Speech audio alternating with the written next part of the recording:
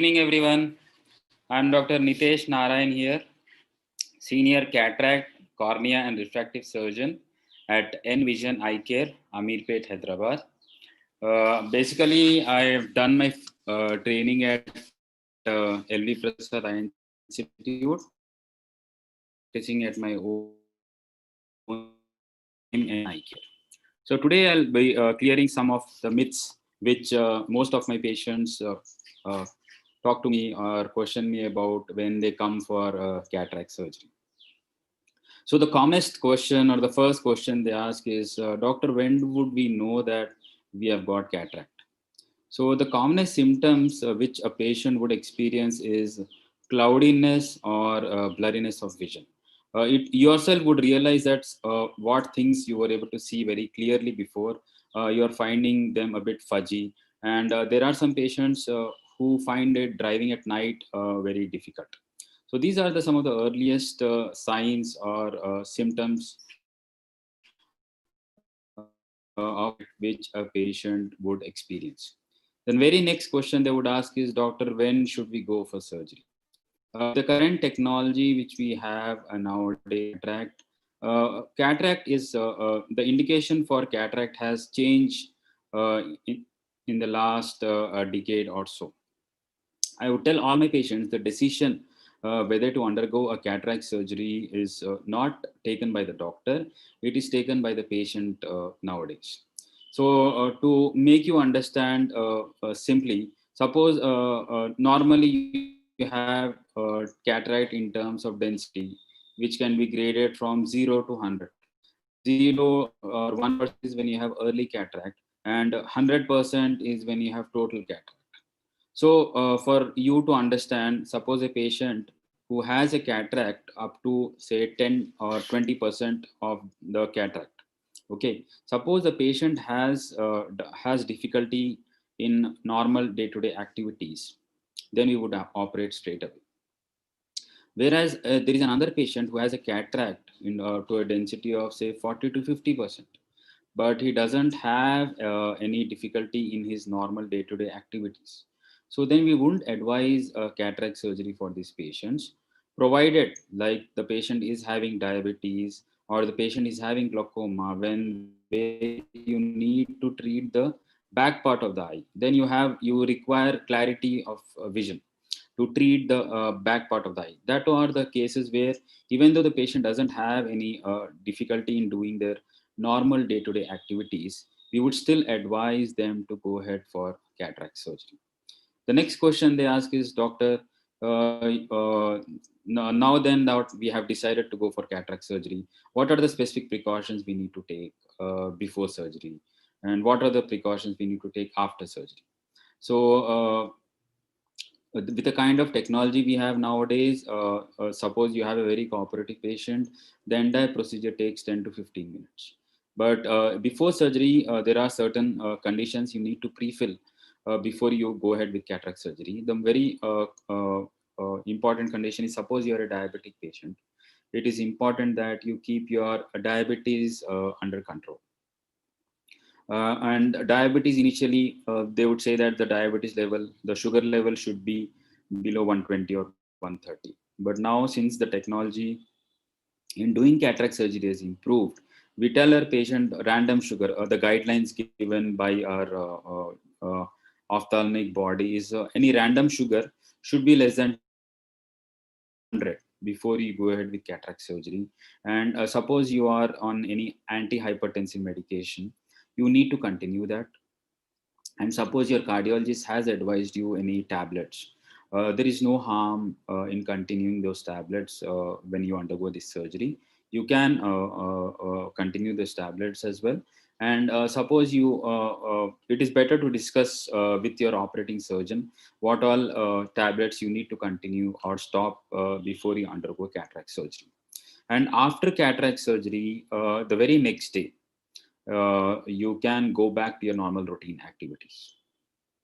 The two most important precautions which I tell my patients they need to follow very rigorously after cataract surgery is that they need to keep their eyes clean and they need to use the drops as prescribed.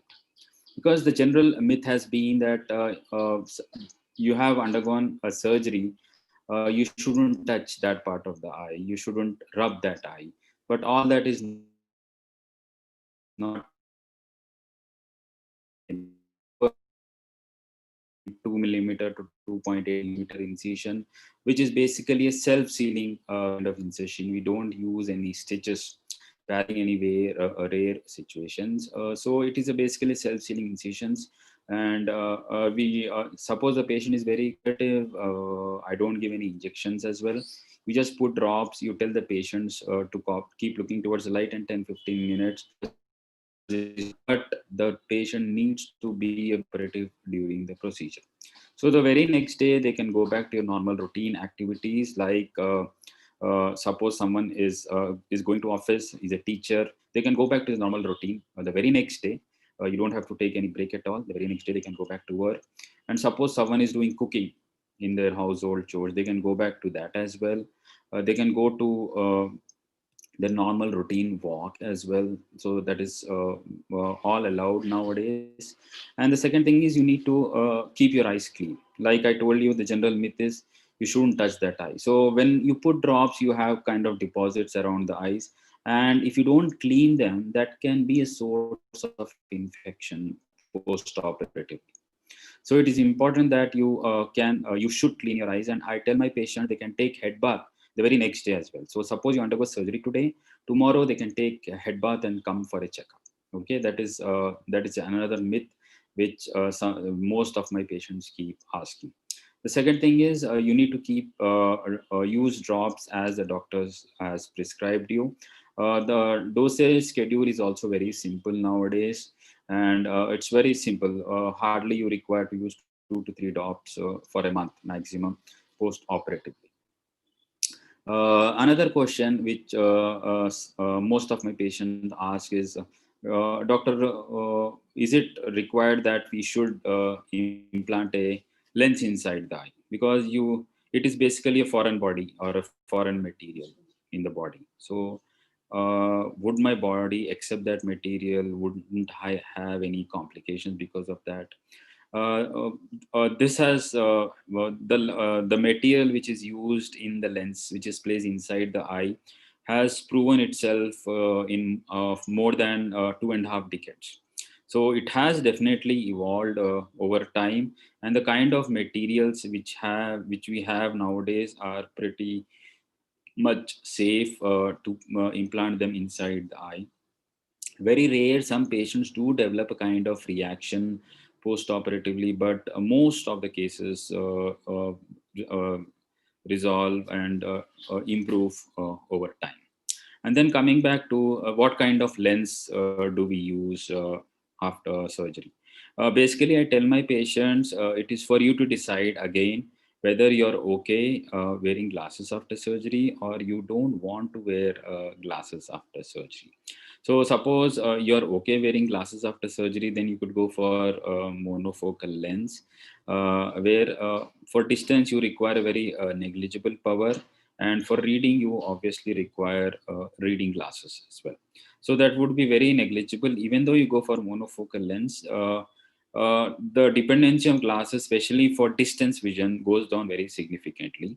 And then you have another newer lenses like the trifocal or multifocal lenses, where you don't require glasses at all after surgery, even for distance and for near. The very next question when I tell this to my patient is, doctor, would I not require glasses for the rest of my life, even for distance, even for reading? Then, yeah, you would definitely not require glasses for distance and near vision, even for reading, 95% of the time. Because there is nothing 100% in life. You would all agree to me, there is nothing 100%. But with the newer lenses, you could get close to 95, 96%, where the dependency of glasses goes down to less than 5%. So for like your normal routine activities, like especially when you're looking on a cell phone, WhatsApp, YouTube, you wouldn't require glasses that much. And especially when you're watching TV for your distance vision with the multifocal or trifocal lenses, you wouldn't require glasses. But suppose you want to read the fine print you want to see the fine headlines which come under the news, you would definitely require glasses. But suppose you want to watch news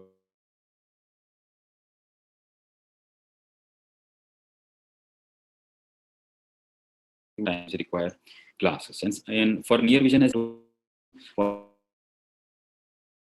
phone and intermediate activities, computer usage, computer work, you wouldn't require glasses. If you're planning to read a novel, if you're planning to read the entire editorial, you might require glasses once in a while. But for distance, you would definitely not require glasses. And coming to the last question, which everyone asks, or not everyone, most of the question patients ask, doctor, would I have any complications with cataract surgery? And I would like to tell this what my professor used to tell me. You can become an outstanding surgeon by two ways. Okay, outstanding surgeon. Where if you don't operate, you can become an outstanding surgeon.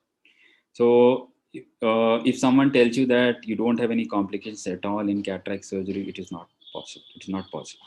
Every surgery has complications associated with it, but with proper precautions and proper follow-up, the risk of you developing many major complications is very, very negligible with the kind of technology we have nowadays, with the kind of precautions or we take during the procedure and after the procedure as well. The risk of complications you develop is very, very negligible. Some you definitely have some smart patients.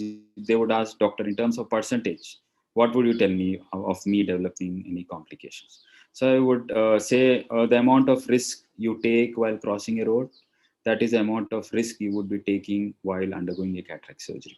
So when you cross a road, you obviously take some precautions, and that is what I would tell all my patients. We take necessary, you take, and the surgeon itself would take necessary precautions during cataract surgery, and it should be a smooth sail for both of us.